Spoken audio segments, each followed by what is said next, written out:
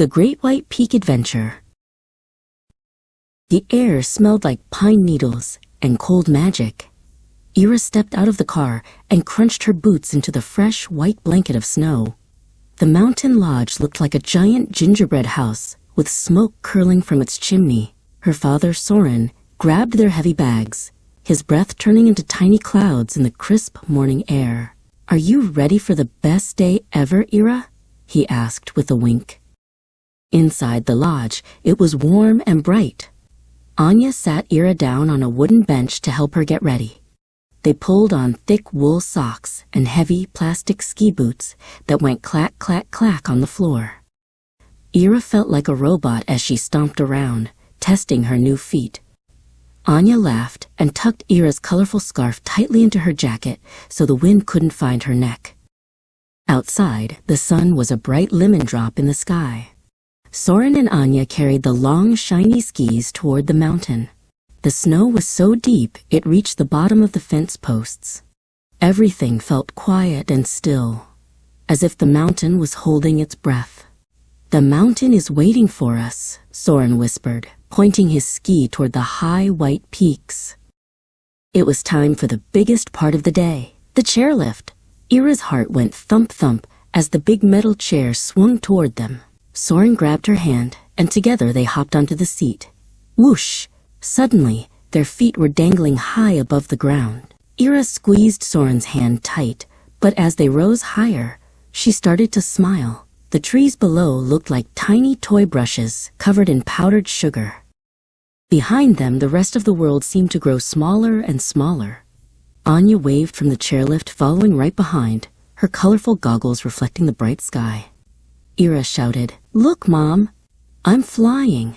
Anya pointed toward a hawk circling slowly above the peaks. The wind whistled a soft song in their ears as the chairlift carried them toward the clouds. At the very top of the mountain, the world was wide and white. Soren helped Ira slide off the chairlift and onto the flat snow.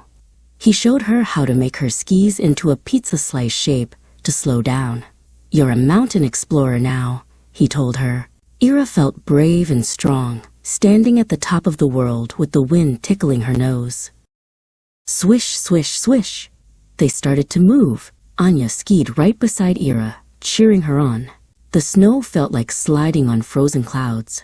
Ira practiced her turns, zigzagging across the mountain. She felt the cold air on her cheeks and the sun on her back.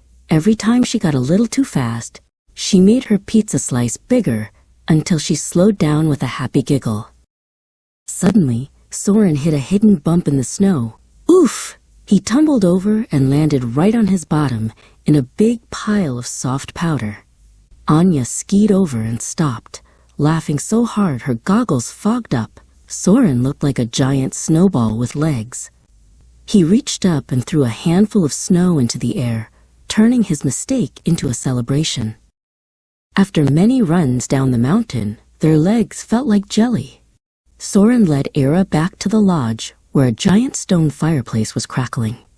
They sat by the window with 2 big mugs of hot cocoa. "Look at the marshmallows," Ira said, watching them melt into the dark chocolate. Soren toasted his mug against hers. "To the bravest skier on the mountain," he said. As the sun began to hide behind the peaks, the sky turned pink and orange. Anya wrapped a big fuzzy blanket around herself and Ira. They watched the last few skiers come down the mountain under the glowing stars. Ira leaned her head against Anya's shoulder, her eyes feeling heavy and happy. It had been a long day of adventure, and the mountain was finally going to sleep.